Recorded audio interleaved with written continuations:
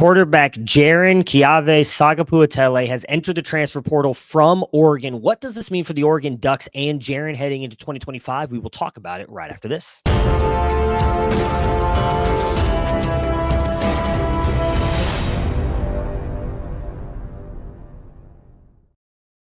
If you like what we are doing here at Campus to Canton, please consider hitting that like and subscribe button. We are trying to get to 5,000 subs by the start of the college football season and help spread the good word of college fantasy football around the world. And we've only been able to do that with your guys' support. We appreciate you guys getting us to 4,000. Now let's hit that 5K mark before the college football season starts.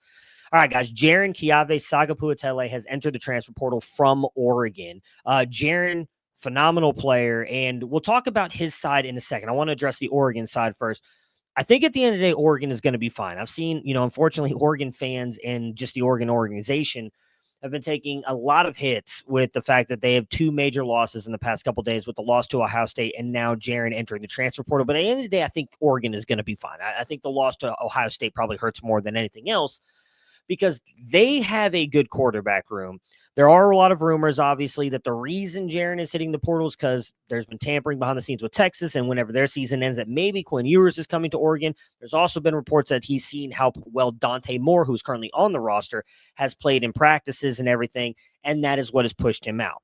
It is surprising to me in the fact that Jaron has already signed with them, right? He was a Cal commit, flips on signing day to Oregon, goes in a couple weeks. I believe he joined the team right after Christmas, moves in, signed up for classes. He's at the Rose Bowl. He's been practicing with Oregon and now hits the transfer portal. But again, Dante Moore, really good prospect. He was a player that we loved here at Campus to Canton.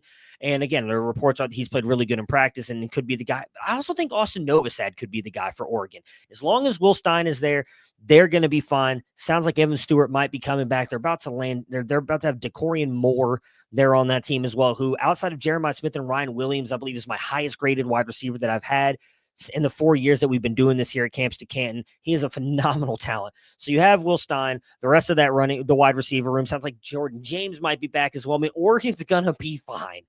Whoever it is at quarterback, Dante Moore, Austin Novosad, I think Oregon Ducks fans, you have nothing to worry about. Yeah, it sucks to lose a player like Jaron, who we'll talk about here in a second, but you guys are going to be fine overall. On to the Jaron discussion here. So obviously there's a lot of rumors about where he might be going, and it's something we will definitely be watching here at Campus to Canton. Make sure to hit that bell icon so when he does land, we can give you guys our opinions on him. Toward the end of his recruitment, it was really Oregon State, Georgia, Cal in it, and obviously he was committed to Cal for a while before flipping to Oregon. Cal seems like the logical destination. We'll discuss Oregon State and Georgia really quick. I don't think Oregon State makes much sense of, if anything. Obviously, there's, they're in technically the Pac-12, but they're not really playing the high-end competition. I think if he were to go there, he'd dominate, but I don't think that makes a lot of sense for him. Now, Georgia does, in a way, right? Carson Beck going to the NFL. Gunnar Stockton, I thought, played well in the bowl game. Probably has that job next year, allows Jaron to sit for a year. But I think Jaron could beat out Ryan Puglisi, Ryan Montgomery. I know they have other players on the roster that are just not coming to my head at the moment, but I think Jaron's better than all of them. I have him graded better than both those, and I actually like Puglisi and Ryan Montgomery. Ryan Montgomery in Jaron's class, unfortunately, tore his ACL, I believe, in the second game of his high school season, so he's injured coming into onto the Georgia team. I think Jaron could easily be their starter for them in 2026. I think it's Gunnar Stockton's job to lose in 2025, right? But with that being said, I mean, Cal makes the most sense, right? He was already committed to him. Maybe they lose, obviously, from Fernando Mendoza to Indiana.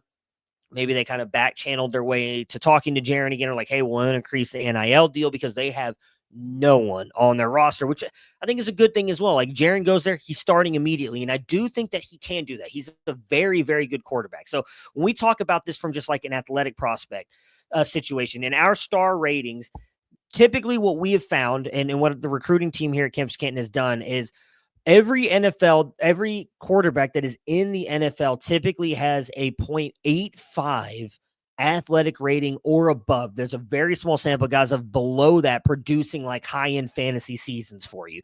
So just to give you guys an idea, again, 0.85, right? Jaron is a 0.968 athlete, 3-sport athlete, football, basketball, track, very, very good athlete. On top of that, 56 ball velo, which is good. It's above average. Anywhere from like that 53 to 55 range is average. Anything 60 and above is elite. Again, if this is the first time watching one of these videos, I like to give the disclaimer that the highest we've ever had was Josh Allen in high school, who his ball velo was 63. Obviously, we saw that at Wyoming, and we've seen it in the NFL with the Buffalo Bills, right? Jaron, very, very strong arm. Right now, currently, he is Campus to Canton's QB 8 in the class. He is my QB 6, left-handed guy with a very, very big arm. And these rankings are not solidified yet. We're currently coming to the end of our rankings and getting ready to build out our freshman supplemental guide. But he comps very favorably to Ben Roethlisberger and Drake May, both very good quarterbacks. I mean, Drake May's got his whole career ahead of him. Ben Roethlisberger, arguably a Hall of Famer. I think Jaron could be that. I think he lacks a little bit of the rushing upside that even Big Ben brought. Drake May, very good athlete rushing-wise. Big Ben a little bit lesser than that, but still a good rushing threat. Jaron doesn't necessarily bring you that at the moment. But what he does do is incredible from the quarterback position. I think he's got some of the best pocket manipulation in this class. His ability to step up and avoid sacks or find ways to buy time for his wide receivers is incredibly impressive, especially when you look at the fact that he doesn't use his legs to run at all, yet still finds ways to kind of buy time for his wide receivers. I think the best other part of his game is his arm and his ability to throw the ball deep. He has some of the best deep balls in this class. He always seems to be leading his wide receivers, or when he needs to, those back shoulder throws toward the sideline that only the wide receivers can catch. He throws just a beautiful arc ball, almost like when you watch like Russell Wilson, Justin Fields throw those moonshots. Now, I don't think Jaron puts quite as much on those moonshots as those two guys do, but it's just a perfect, almost perfect throw every single time. With that, though, he's also very good in the short and intermediate parts of the field. He throws with some good touch on his throws in the middle parts of the field over linebackers. I've seen him make a couple throws there where the wide receivers are just breaking into their routes, and as soon as they turn, the ball is hitting them. He throws with good anticipation. I think overall, you could argue, outside of Bryce Underwood, who is just a phenomenal quarterback prospect in this class, like Jaron, in my opinion, is the most ready to play right now. And he had a phenomenal senior season, according to all the services. I've not been able to track down his stats, but as a junior, he threw for 3,757 yards, a 37-12 touchdown to interception ratio with 64% completion percentage. And in his sophomore season, 3,522 passing yards with 31 touchdowns, 13 interceptions for a 73% completion percentage.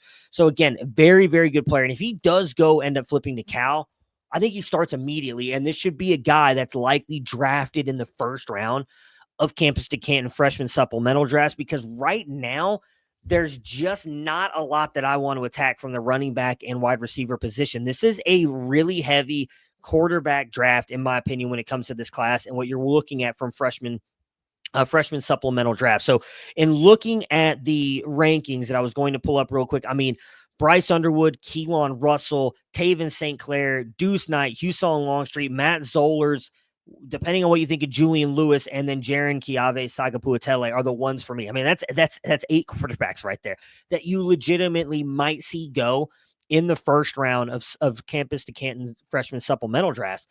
And I think there's a realistic shot that Jaron is one of the last ones drafted, because it just seems to hype on everybody else's. And now I'm a little bit higher on Matt Zollers than others, so maybe he won't be up there. But I think outside of Bryce Underwood, Keelan Russell, and if you want to argue Deuce Knight and Huson Longstreet because of their athleticism, I think you could argue Jaron right after those guys, or at least in the tier with them. I think the only two who have kind of separated themselves from me in that aspect are Bryce Underwood and Keelan Russell. So Jaron Keawe Sagapolutele, wherever he lands is going to be interesting. It really sounds like it's going to be Cal, and I think that would be a good fit for him, just in the aspect of him getting to play early and what I think he can do for that team. But obviously going to Georgia with the powerhouse that they typically are will probably elevate his draft stock a little bit more. But let me know what you guys think. Where do you guys want to see Jaron go? Do you think flipping from Oregon is a smart choice? Will he work out at Cal? Let me know in the comments. And as soon as he does land somewhere, we'll do another video. Talk to you guys again soon.